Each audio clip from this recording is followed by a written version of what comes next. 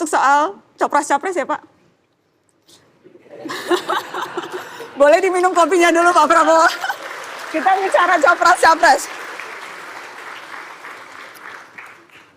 Asal jangan tanya Wapres. Ya, padahal itu udah mau ditanya. Bapak jangan ngelarang-larang tanya dong Pak. Tapi saya mau tanya gini. Gue aja belum tahu gimana.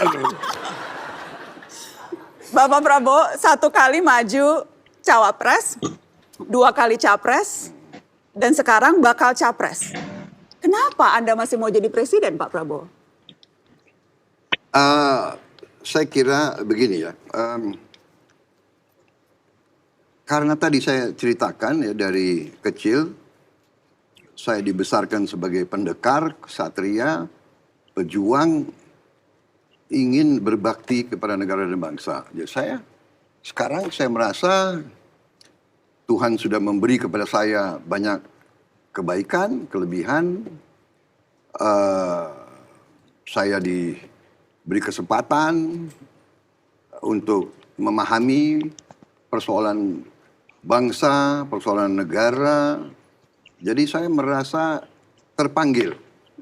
Saya harus menyediakan diri, saya harus menawarkan diri untuk saya bisa berbuat, mengabdi, memberi sumbangsi saya yang terbaik kepada bangsa dan negara saya. Saya kira itu. Pak Prabowo, ketika berkali-kali maju, itu dijadikan olok-olokan oleh lawan politik Anda. Disebut Prabowo Subianto itu terlalu ambisius, berkali-kali kalah, tapi nekat maju terus. Anda terganggu tidak dengan itu, Pak? Enggak.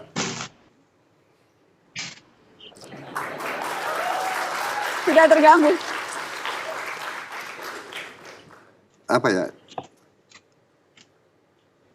Pengalaman saya ya, diolok-olok itu kan nggak sakit. Begini ya, kita bersyukur kita hidup dengan baik ya. Kita bersyukur pemberian Tuhan. Diolok, dihina, dihujat, difitnah.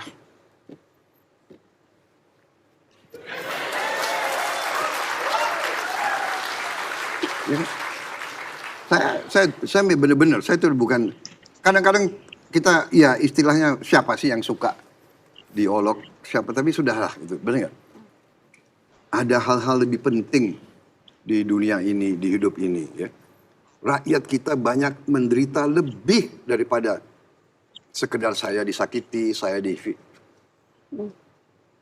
Jadi, saya ingin berpikir, sisa hidup saya ingin berbuat yang baik, itu saja. Ya, jadi orang mau hina, mau olok-olok, monggo silahkan. Benar nggak? Saya tidak mau jawab, saya tidak mau layani, dan saya tidak mau balas. Biar aja. Benar nggak? Tapi bahwa olokannya itu berkali-kali maju, tapi tetap ngotot terus, itu adakah penjelasan dari kenapa Anda tetap terus mencoba, walaupun kalah berkali-kali? Jadi orang yang seperti itu tidak paham artinya seorang pendekar. Tidak paham seorang pejuang. Pernah Anda berpikir, pernahkah Anda bayangkan ya,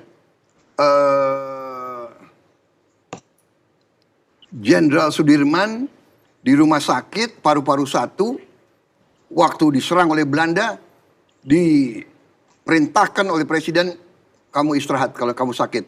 Dia berdiri dengan paru-paru 1, dia naik gunung, dia bergerilya, dan dia tahu kemungkinan dia mati. Anda bertanya, kenapa? Anda bertanya nggak kenapa Pak Dirman begitu? Anda tanya, kenapa Yosudarso menghadapi kapal perang yang begitu lebih kuat Belanda, dia tidak mau balik, dia tidak mau lari, dia tidak mau menyelamatkan diri. Dia bisa lompat dari kapal, dia selamat. Semua anak buahnya suruh keluar. Dia tetap sampai tenggelam. Anda bertanya, Kenapa Yosudarso mau begitu? Jangankan kalah, gugur. Anda pernah bertanya, I Gusti Ngurah Rai dikepung oleh Belanda, peluru habis, dengan 1 batalion dia, kalau tidak salah 249 anak buahnya, saya lupa persis angkanya, 250 atau dikepung oleh Belanda, Belanda ngirim ultimatum. Kalau Anda menyerah, Anda selamat. Dia dan seluruh anak buahnya habis peluru, pasang sangkur, angkat pedang, menyerbu. Ini Anda bertanya, kalau menyerah Anda hidup? Saya tidak menyerah. Anda paham? Jadi psikologi, saya tidak paham kenapa yang tanya, tapi yang tanya itu nggak paham menurut saya.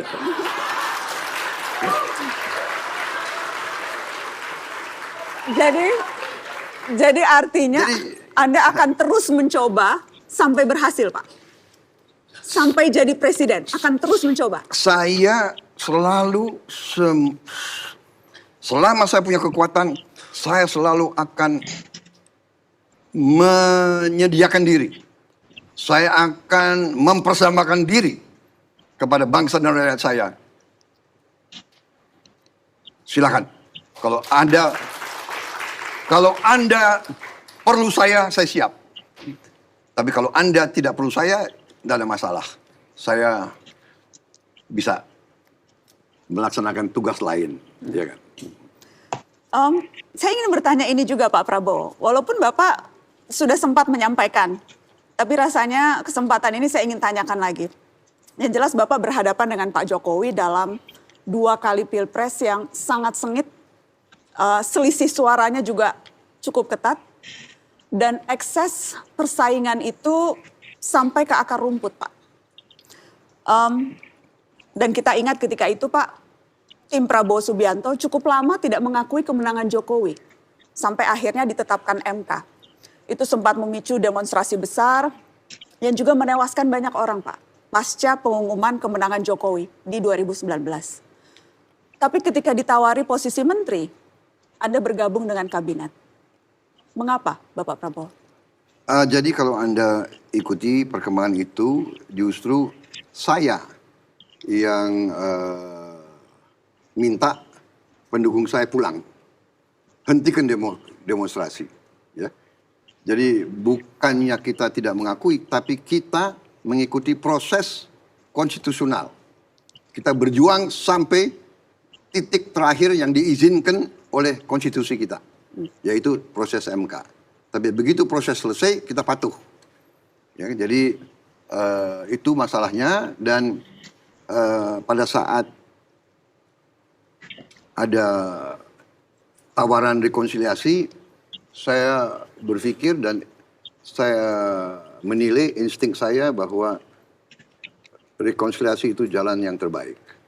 Makanya saya putuskan ya, rekonsiliasi. Nah, perkara masuk dan keluar dari kabinet, jadi waktu itu niat saya untuk saya sendiri tidak masuk kabinet.